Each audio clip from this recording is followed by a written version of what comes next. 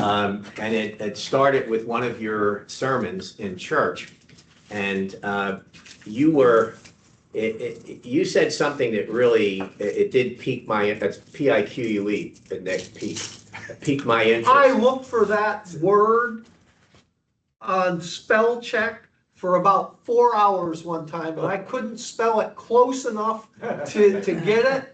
Every time I try to, because there's 3 P's. Yeah. P-E-E-K, P-E-A-K, and P-I-Q-U-E. Yeah, and I'll never forget it now because I had to fight to find that one for forever.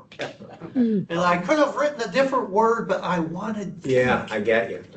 I Go couldn't wait ahead. to say that to Nick too, as a matter of fact. Anyway, you really made me think, and I love to do that to him. You went into more of the message on it, but what you were saying is you said at the time you got saved, or right near the time you got saved, you said you put something through your heart, like a stake through your heart, to glue you down for your walk in life. And I want to ask you to elaborate on that after I say this to you. There's certain statements that are, I guess you'd call them truisms, and like a truism, like at the time you're saved from the power or the penalty of sin. Right now, we are being saved from the power of sin, and in the future, we will be saved from the presence of sin. There's another one, and it says that all Christians have Christ present in them. All true Christians have Christ present in them. Some Christians have Christ preeminent in them, in their lives.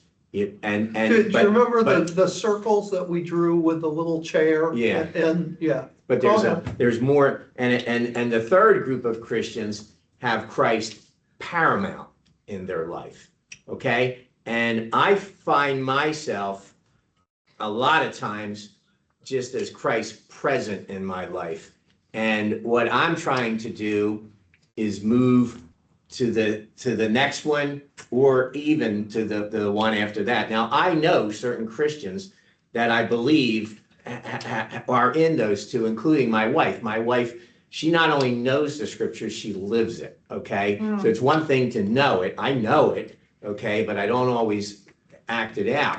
And what I'm saying is, you mentioned that about you right from the start. You did something, maybe somebody told you, but you determined it, and you said, and I just ask you to elaborate on that. I think it's really important to understand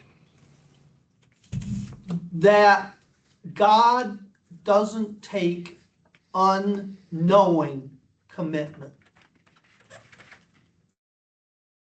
Or he will only take it as far as we really mean it. Let me give you a great verse on that. It's found in John chapter 2.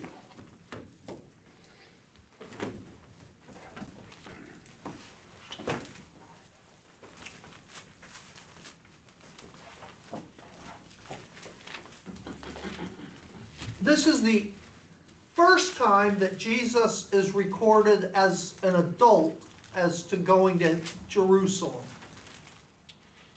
He may very well have done so many times before that. How old is Jesus at this point? Probably 31, maybe 32. We don't know exactly when Jesus was born. What is the most likely time of Jesus' birth? 4 BC.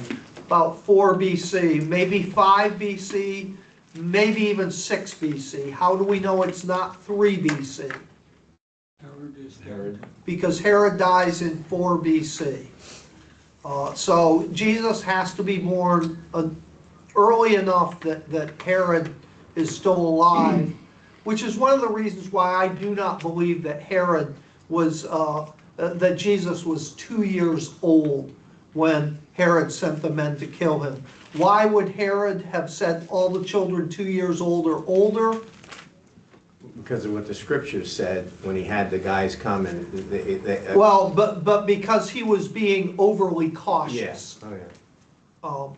He was a psychopathic mass murderer. He had killed a number of his own sons because he thought they might pose a threat to his rule at some point in the future, so he preemptively killed them.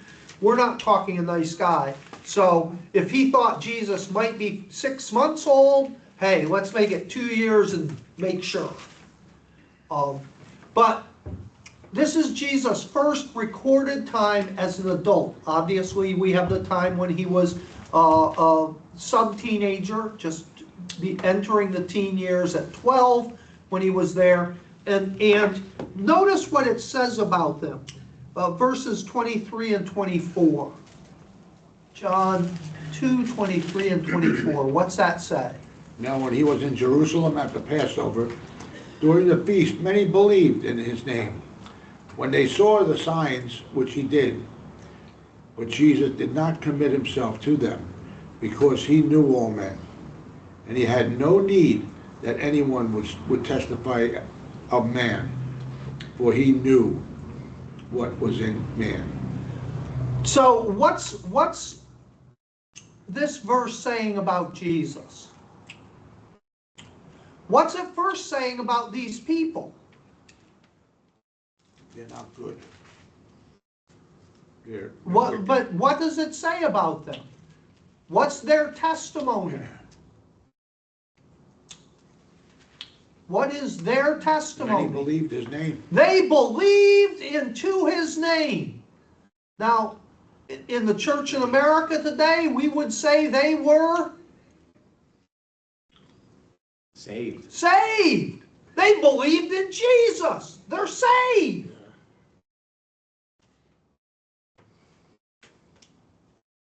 But Jesus doesn't make a commitment to them. And that word, pistoa, is the same one. They believed into Jesus. It's the same word. And all the translations cop out, chicken out. They entrusted what did Nick say? Jesus wouldn't commit himself to them. My NIV says wouldn't entrust himself to them. Same word. Yeah. They wouldn't believe. They believed in Jesus, but Jesus didn't believe in them. Why is that? Because he knew their heart? Because he knew their heart. And they believed because they saw a miracle. Yeah. Not because. Sight, faith. Faith Yeah. comes by hearing, not by sight. Right. But here's the principle.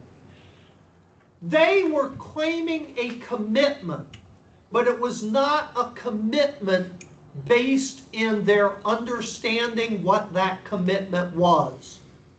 And God does not accept that from people. He can use it as a step forward. Most of us, and I would say probably all of us, but I'm not going to be that bold, upon initially committing to Christ, do so with a commitment that does not really understand what that commitment fully involves. Does that make sense? Yeah. And God therefore takes that commitment as what it is, but he doesn't take it as being more than what it is. Oh, I committed my life fully to Christ. No, you didn't. Right. Because you didn't understand Exactly. what was going on. And that commitment, it may be fine for an initial commitment. And this is where Ephesians 5 talks about what's the metaphor that Paul uses for salvation in Ephesians 5.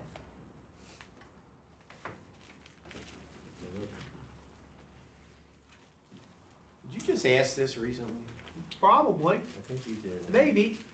I can't remember. Is there a, Ron, is there a lifesaver in that? Looks like there's a single one And there's more over here. with Yeah, your, there's more down there, with but your name on I it. gotta buy some. I just need something to suck on. My throat is itchy.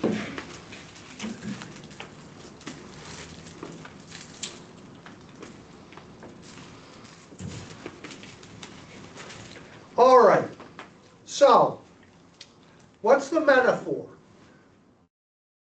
Submitting. There's an act that Paul uses as a metaphor for the relationship between Christ and the people who are saved. Wives, can you submit yourself? So what is the relationship? Husband and wife, Marriage. marital, Marriage. like marital. Marriage. And I want you to think about three stages of commitment that come about in marriage. The first is, where is the first commitment made in a marital relationship? When they do their vows. Engagement. Oh. The engagement. At that point, you promise to make that commitment in the future. Yep. And how do you seal that? With the marriage. Saying I do. Ring. For the ring. Say it. A ring. You give an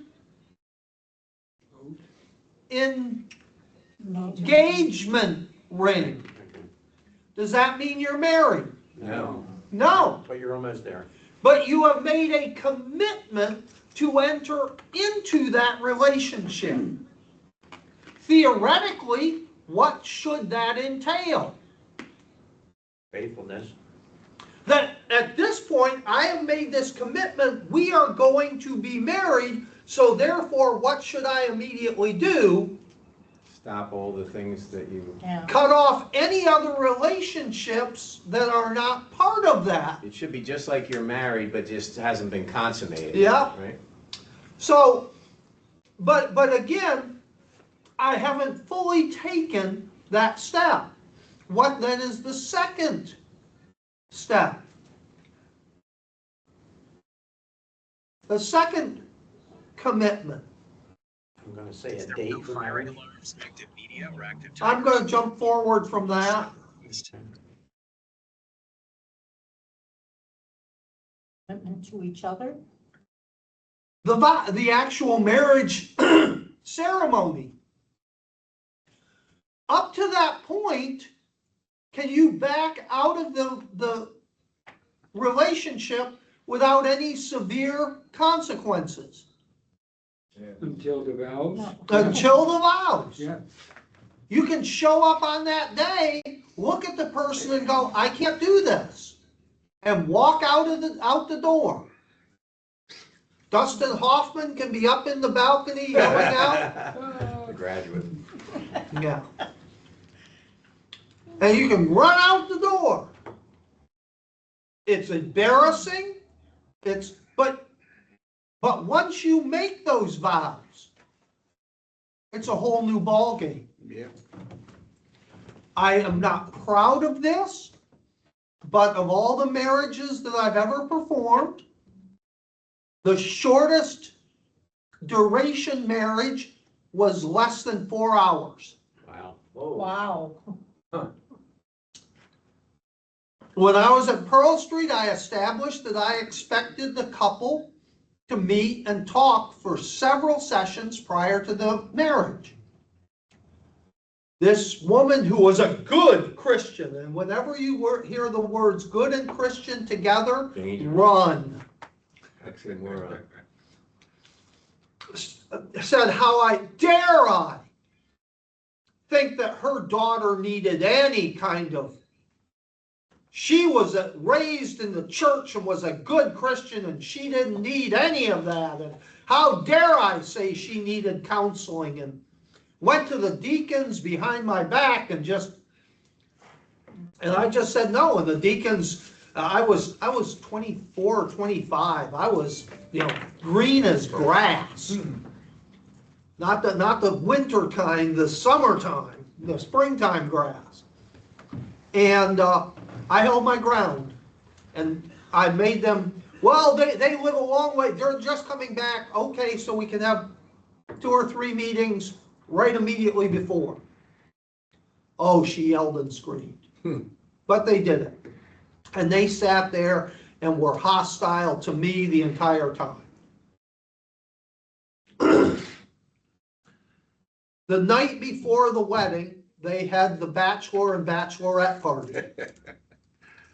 And this woman went to a male strip club. This is a 30-year-old story, you know that, right? Oh, I know, but some of these guys don't know it. It's more than that, it's a None of us 40-year-old story now. It's still interesting. I can imagine. And she had an affair that night with a stripper. The night before the wedding. The night before the wedding. The morning of the wedding, she gets up and she says to her good Christian sister, none of whom the mother, the sister, or her ever attended church that I knew of, that she didn't think she should marry this guy because she had met this other guy and he was so much more fun and she was just going to be with him. So much for commitment. And her sister said, oh, our parents have paid so much for this. It's a big party. Just go ahead and go through it, have the party, and then if you want to leave him, you can. And she did exactly that. Wow. She went through, she made went through the motions, she said the vows, she signed the marriage certificate. And then after I didn't stick around to the end of the thing because it was not my scene at this wedding reception. I was there, put in my time, and I was out of there. But at the end of it, she ran out the back door. The husband was looking for her. She ran out the back door, jumped in the car with this other guy in her wedding gown and drove away. Wow. But there were a lot of legal ramifications. They were married. They couldn't just, oh well, and she didn't understand. They now had to go through an annulment, which costs a lot of money and a lot of issues, and because they'd taken that next step. So if you want to compare that to salvation, the engagement is when I am convinced in the reality of who Christ is.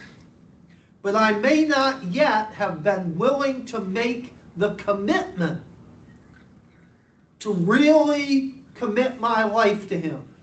The ceremony is that point in time where I say, okay, this is it. And I announce myself as a believer. Usually accompanied by baptism.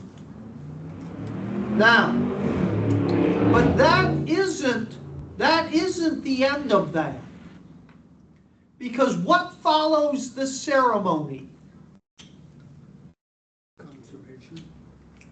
What do we call that time? Is that the honeymoon? The honeymoon. In Jewish times, how long was the honeymoon? A week. No. Longer? Oh, yes. 1 year? 1 year. I meant And to say during that. that 1 year, the family was to support the couple so that a husband couldn't be called to go to war in that first year. There was a general call up to war, husband was excluded. Why? Because he was To married. make a baby. Yeah. Because you were supposed to give that first year to the husband and wife being together. Not working, not having to, because you were supposed to meld your lives together. Obviously, in a time when there was no type of birth control that we have today, probably in that first year, you are going to have Children. at least a conception, maybe not a birth, but at least a conception, unless there's some kind of complication. But during the honeymoon, normally, what are things like for the couple? PG creamy? Yeah, right, that's why you call it. Very pleasant. That's why you call it a honeymoon. That's the fun time. But somewhere out there, 3, 4, 5, 6, 7 years, what happens? They get what they call 7-year itch. You hit that point where things are getting more difficult. Things that you overlooked about each other in dating because you were hiding them, you were putting your best foot forward. Things that you were willing to overlook in the honeymoon because it was such an exciting time and you were having all these positive experiences. At some point, those negative things in each of you begin to do what? Bugs you. Become obvious. Abrasive. They become abrasive. They start to generate heat, friction. And then you face a choice. And what is that choice? Either give in, get better, or get out. Yeah. And we see so many people in America today that as soon as this really gets to starting, what do? Get divorced. Heave ho. And at that point, you reach the place where you see the cost of being married to this person. You see the work that's going to need to go into that relationship. What it's going to take to make this relationship successful. And at that point, it calls for another commitment. The commitment that says, not the commitment you made when you got married, because then you say those words, and I refuse to have a marriage where they do not say those words. What are the words that you say in the traditional marriage? I will not have one without it. Until death do us part. For Better for worse. better, for worse, for richer, for poorer, till death do us part. But it's really easy to say those words, isn't it? Yep. But when it becomes that some days are not the better, but are the worse, when there's money issues that it's not for richer and we're just dating and hey, all of a sudden we have to pay all those bills that you didn't have to pay as a 20-year-old or an 18-year-old. All of a sudden things aren't so peachy. And now when you say those words for better or worse, what's it mean? Nothing. Well, if you're willing to stay, it means I understand what worse can really be. I understand what poorer can really be. And at that point, when I say it's till death do us part, there's an entirely different meaning than when I was standing there all excited and thinking about going off on the honeymoon. And it's a lot different to say till death do us part then than it was at that earlier point. Do you see what I'm saying? Yeah.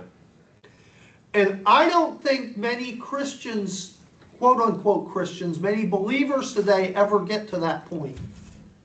Or if because they short circuit long before that. They start to say, ooh, this is pinching me. I'm not going to give God access to my money. I've got other things to spend it on. I don't have to commit to giving to God. Oh, my friends are going to laugh at me if they know I'm a Christian. I'm not going to bring up the name of Jesus. You mean I have to deal with these parts of my life that are not compatible with me living as a Christian? Yeah. Really? Oh. And at that point, even though the person claims to have made a commitment of Christ back here 6 months, a year, whenever ago, that commitment didn't mean, that's the commitment that was right here. Jesus wouldn't commit himself to them. You know, very interesting. Tuesdays I go to a Bible study with Seeds of Hope. And today's topic was Paul Tripp. And Paul Tripp says, mostly all Christians are spiritual atheists. Yep. And I had to, I see the paper fell out of my book I wanted to show you. It was very, very interesting. Yep. And it's so, so true, you know. And then there's like 10, 15 guys at the Bible study, and every one of them could say, you know, I'm not doing what I'm supposed to do. I'm not trusting what God's telling us to do. And, you know, it's really, really a letdown to Christ for what he did. And so when I say about that, coming to that point and taking that stake and driving it deep into my flesh, between when I had committed to becoming a believer and that point, I had been chased home by people who were trying to run me off the road and kill me for being a Christian. I had been stoned for being a Christian, and I don't mean had a marijuana. Good bones. Well, I had had kids throwing rocks at me to stone me and saying that because I was there, and they picked up rocks and they said, didn't they stone those people in the Bible? Stone him. And they all started throwing rocks at me. Wonder they knew that. Oh, Where did you live? Where that was happening? Mansfield, Pennsylvania. Really? Yeah. Yep. Yeah, out in the country, which you would never expect that. 47 hours to get there. Yeah. No lights. No street lights. He says that you know, I watched all these shows as a kid. No, it takes radio waves that long. They're just watching Andy Griffith there. They're not It's reruns light. where you're getting them, right? Yeah, they're watching Andy Griffith live in Mayberry. I'll never forget, we'd be out there playing hide and seek, and Pastor Tom would lay flat on the grass and nobody could find him. That's how dark it is. So here's my point. Until you have begun to pay the price for following Christ, True. until you understand the cost in visceral terms, you cannot truly make that commitment in a way that God's going to honor, because God knows that you haven't yet made that commitment. Now, let's go back to the Bible, and I'll show you that. What happens in Genesis chapter 12, verse 1? Pastor, excuse me, this is being recorded, right? Paul, this is being recorded, right? Yeah, Yes, it's recorded. being recorded. Okay, great. Okay. Thank you. So let's go back to Genesis 12. What happens in Genesis 12? Abraham's told to leave. Get out of the country. It's the Abrahamic covenant with him, right? Yeah. From your family and from your father's house, to a land that I will show you. I will make you a great nation. So what happens in Genesis 12, Mike? Abraham has to pack up and leave. He makes a commitment. It's the Abrahamic covenant. This is what it's about of Abraham believed God, which happens in Genesis chapter 15? Yes, 15:6. So that's that commitment. But had Abraham really tested his commitment to God? No. He gets up and goes, boy, hey, I've got it made. What comes along in Genesis 22? His son, Trials. Isaac.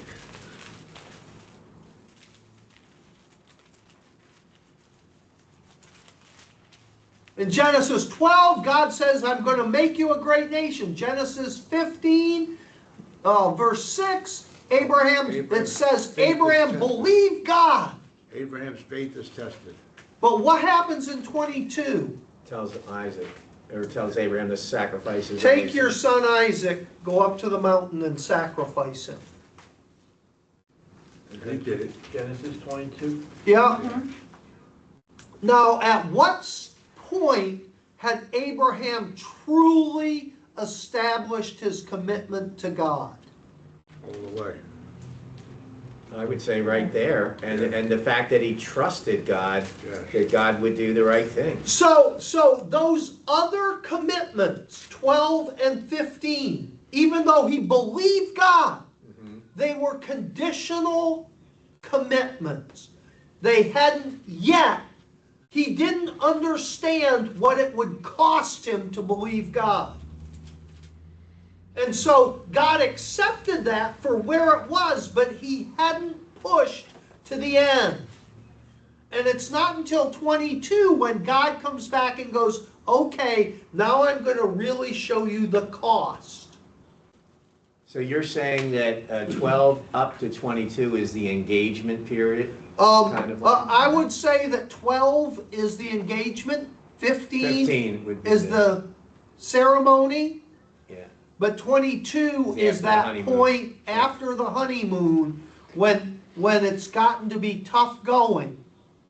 And you're going to either punch those buttons to get out, or you're going to say, no, that commitment was real. I'm in. And at that point, Abraham has fully established himself as a man of faith. And see, as in modern Christianity, what we have said is, when is a person saved and that's it, and there's no more to it, everything's settled? When have we said that? When they pray the prayer. Yeah, when we have the marriage ceremony. We've said that's it, it's all settled. But it's not all settled. It's not settled until you hit that point where everything hits the fan and you say, I'm not backing off. And that's why, who does Jesus say will be saved? You. Those that endure to the end. to it. Matthew 24:13, and there's a whole bunch of other verses where it says the same thing. Those who endure to the end. He who endures to the end will be saved. So what is he saying about commitment? Well, you need that initial commitment. Yes, I'm going to pursue Christ. You need that marriage ceremony commitment. I have committed myself to Christ today. But then you need that commitment of Genesis 22. God says, okay, here's what it's going to cost you, and gives you the chance to bail out and say no to him, and you go, nope. Jesus does that to the disciples all the time. When was his first call for commitment to the disciples? Is that where Peter Get out of said, your boat and where follow should me. we go? Nope. Get out of your boat and follow me. Yeah, he says, come out of your boat and follow me.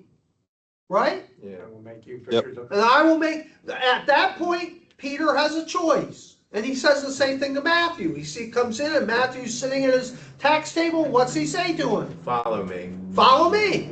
He says that to each and every one of them. Follow me. And at that point, every one of them have the commitment to say, No. Thanks, but no thanks. no, Yes or no? I'll be glad to hear you preach when you come around, but give up my tax table? No, thank you.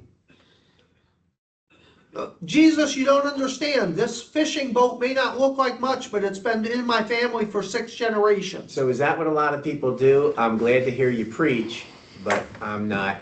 They do the hearing Yep. part, is kind of what you're saying? So at that point, they make that initial commitment. But what's Jesus do in John 6? In John 6:66, John 6:66, what happens? From that time, many of his disciples went back and walked with him no more. Jesus in John 6 comes to them and says, okay, are you really ready to make this marriage vow? And what happens? a whole bunch of people do what? Hey, I love that engagement. I've been, it's been fun dating you exclusively. I've been following you around. You've been feeding the multitudes. You've healed my mother-in-law. I'm not so sure I'm happy about that, but hey, it's the way it is. There's a stripper out the back door. But Yeah. now you're asking me to really put my name on the marriage certificate, and what happens? You don't want to. Bunch of people punch out the buttons. And what does Jesus do as a result of that? Well, hey, that was them. No, he turns to the 12 and says, what? Are you also leaving? Will you also leave me? And they say, Where will we go? where will we go? But is that the last time they have that choice? No. No. No. How many people saw the resurrected Christ? 500. Over 500. 500. Now, that is a low number because Paul says 500 at One time. one time. So with all the different appearances Christ had, if he saw 500 at one time, Could have been thousands. it could have been a couple thousand. Right? Right. How many people, and then what does Jesus say to his followers? Acts 1:4.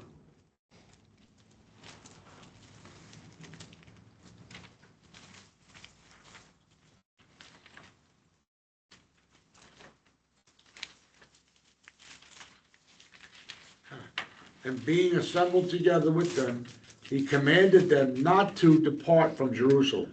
He made a suggestion. If he did what? Commanded them. He commanded them, But to stay in Jerusalem. But, all right, let's look. Wait for the promise of the Father, which, he said, you have heard from me. John truly baptized with water. And you can go on with that. But he tells them, stay in Jerusalem until you're endued with power from on high. Now, these are people who have followed him. Did they follow him through John 6? When many punched out and stopped being his disciple, did these people stick in? Yep. So over 500 were still there after the resurrection. 1%.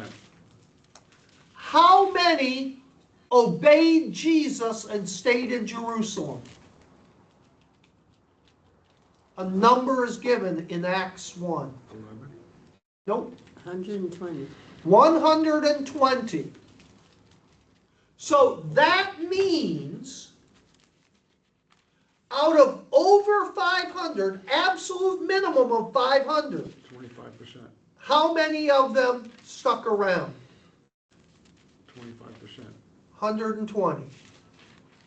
At some point, these are people who had taken that marriage vow. But was it safe to stay in Jerusalem? No. Probably not. No. What had just happened in Jerusalem? Their Messiah had been killed. They killed Jesus. Could these guys blend in Jerusalem? No, Why not? because they were from the north. They were from Galilee. The accents. They had a Galilean accent. What happens when Peter's at the thing? At the trial of Jesus? You're one of them. You're one of them. How'd they know Peter was one of them? They could tell by his accent. Southern drawl, his northern drawl. Yeah. He was like a Bostoner. Hey. Boston. And in South Carolina, like a Bostonite in South Carolina, he stuck out like a sore thumb. Yankee. And they've got to stay there for how many days? That means they've got to go out and get food. That means they have to interact with people. That means there's all these, that they'll be spotted, and who knows. And so out of that 500, how many are still around? 120. Because you see, even though they made that marriage vow at the ceremony, at some point when it began, hey, if Jesus ever comes back to Galilee, I'll meet him there. Didn't we see that at the Harvest Crusade? Oh, of course. Yeah. And so what we've said is, if you've done step 1 or step 2, it doesn't matter whether there's ever a step 3 or not. If you punch out at some point after, and doesn't matter, because once you're saved, you're always saved. I don't know about that. And we've got to ask, okay, so once you're married, you're always married? If you abandon the marriage, are you still married? So we have to draw that parallel here. And so what I was talking about, and for me, that was when I really began to see how many people turned away and how easy it was to turn away. And that's a great, I would highly recommend it. You can look it up on the internet and listen to it. Unfortunately, it was pre the time when they had video, so it's only audio. But it is Many Aspire, Few Attain by Walt Hendrickson. And he gives 14, I think they cut the tape short, it's only 11 on the tape, but if you get the written copy of it, there were 14 reasons people turn away from Christ after making a commitment. And at that point, only a few months into being a believer, I had seen people make these powerful, tear-filled commitments to Christ and walk away in just those few months. I'd had people asking me to pay the price for being a Christian. I had changed my whole trajectory of life. I think you guys probably understand that I am a pretty good debater.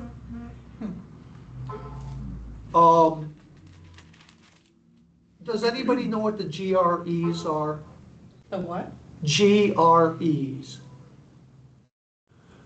The GREs, the SATs are a test for high school students to place you for college. The GREs are the test to place college graduates for graduate school.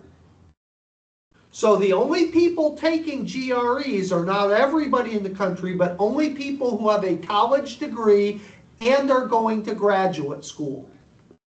So that's already what percentage of the population? A good percentage have college degree or start college. Half of the people who start college never finish it.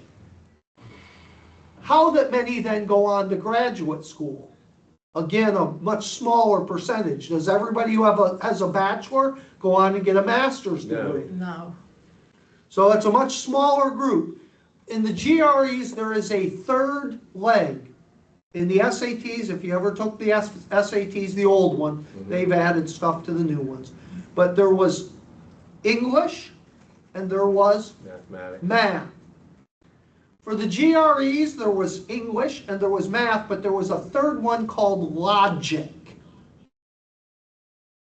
which is your ability to reason.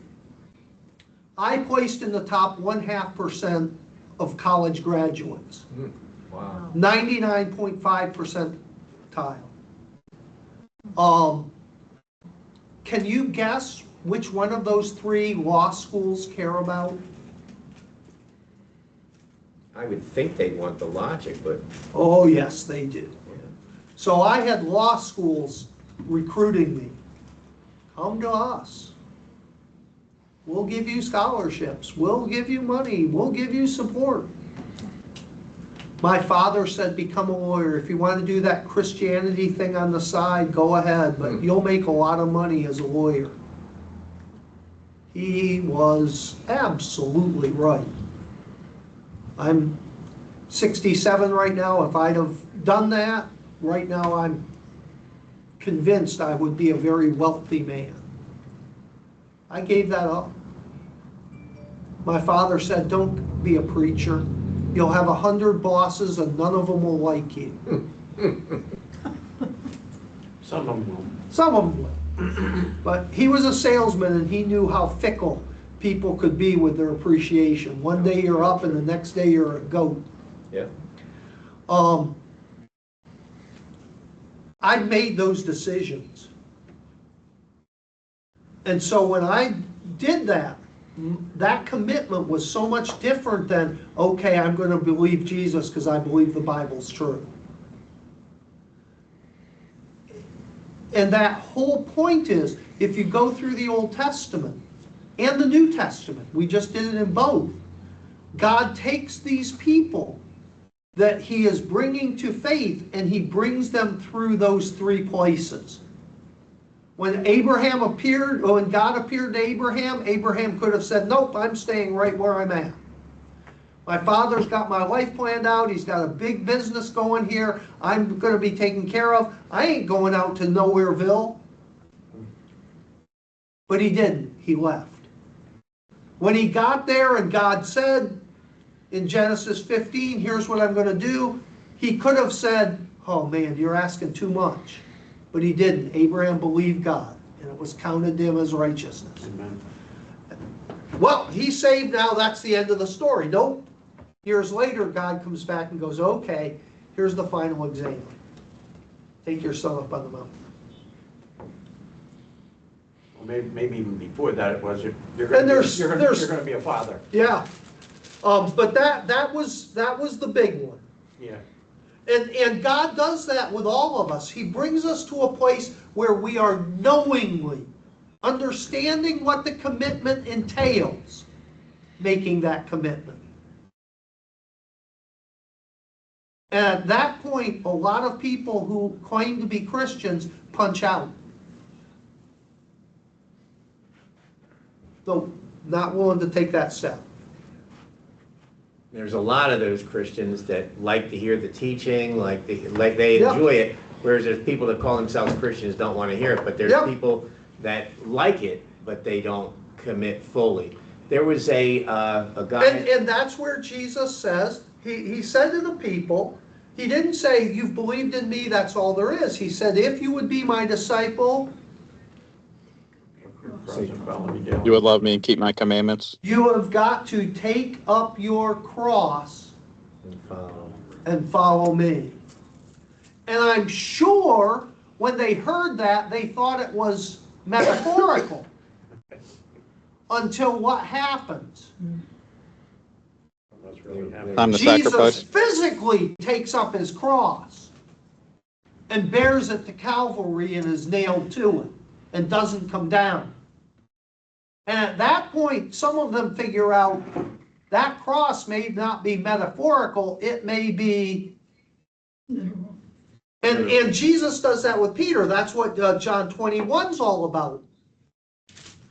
What's Jesus say to to Peter in John 21? If you love me. You'll deny me 3 times. No, that's earlier. This is after the resurrection. He says to him, do you love me? But he says something else to him. Take care of my Feed sheep. my lambs. He says, when you were young, you put on your own clothing and went wherever you wanted to go.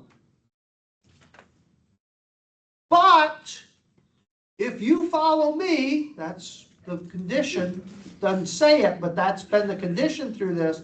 When you are old, other people will dress you and they'll take you someplace that you don't want to go. And John says, as commentary on that, he was referring to the kind of death Peter would face. At that point, it's no longer theoretical. It's Peter, this is going to be the price. You will die a violent death for my sake. It's almost enough to make people quit. And at that point, Peter had a choice. Where's that red button that opens the door and gets me out of here? Or, Stay. okay. Can you see how that, but see, if Peter would have said, and Peter makes that, if everyone else in the whole world abandons you, I'll never abandon you. Now that's quite a commitment, isn't it? But did Peter understand what that commitment entailed? No. And when the commitment was called for, what happened? Oh, He fell failed 3 away from times. it. Hmm. Boom, he failed miserably. Now that's not a death sentence. Jesus comes back and says, you can make it up. You don't have, that doesn't have to be, but you've got to come back. And so when he says to him, feed my sheep, he also says, this is going to cost your life. You're going to have to die to prove this thing. Are you going to undo that pushing those buttons this time, or are you going to do the same thing? I'm being honest with you. I'm asking you this commitment, knowing what it costs now, knowing your failure, knowing how hard it was when those people said, you're one of them. Are you still willing to make that commitment? And Peter goes, yeah, this time I'm willing to make it. But now that commitment is an informed commitment. He understands what for better, for worse, for richer, for poorer really means. I say, you know, the hardest hours of my life and the ones in which I believe I showed the most love was not standing in front of a crowd and saying I do to Kathy. It was those hours when the doctor came in and said, this is it. We've done all we can do. We can prolong her life for a little while longer, maybe another week, but we'll have to amputate her legs today. And if you don't do that, she's going to die no matter what we do. You have to make that decision. And then everybody else, and I'm not criticizing, that wasn't their responsibility, it was mine. They were young, my daughter was young, said, I can't deal with it. And I didn't expect her to. I didn't in any way, and I'm not now, in any way criticizing. But I went in and they said, okay, we can keep this going and torture her more, or we can turn it off and she's going to slip away.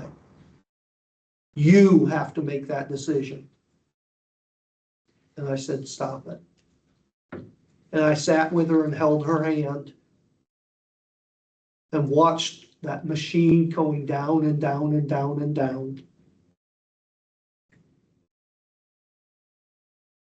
And tasted the ashes of all the fun times we'd had, all the things we'd been through, everything we'd been together.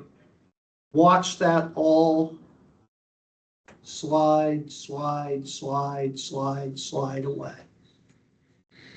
And anybody who's had the death of a spouse, especially one like I had, where it was a slow downhill, knows that pain. And sitting there with her and watching her, knowing I was absolutely helpless to do anything to intervene with that. And that the only thing I could do was be there so that she didn't face that alone. Not knowing whether she knew I was there or not, but that didn't matter. Because if she had any cognizance of what was happening, I wanted her to know I was there with her. She wouldn't face that alone. That's hard. Oh, yeah. It's easy to punch the buttons out. That's when you know the cost of the commitment. And that's when the commitment really becomes real. Does that make sense? And that's what we all face to be a follower of Jesus Christ. And God doesn't ask us to do something that we can't do. He didn't say, make this commitment not knowing what it is and I'm going to accept it. He says in John 2 there, they made their commitment, but he knew that it wasn't real. He told Peter, yeah, you're making that commitment, but today, before tomorrow morning, you'll already break it 3 times. And so he's saying this bravado commitment means nothing. What really means something is when you understand the cost and you still make that commitment, understanding the cost. Amen. Does that answer your question? Yeah, thank you. And, you know, my father-in-law used to say that the world is watching you. Remember that. And when I did the prison ministries for 30 years, and the guy who kind of mentored me in it, I remember him saying one of the first times I was in there, he was talking to the prisoners, and he said, how many of you guys in here have been to court? And they all laughed because they all raised their hand.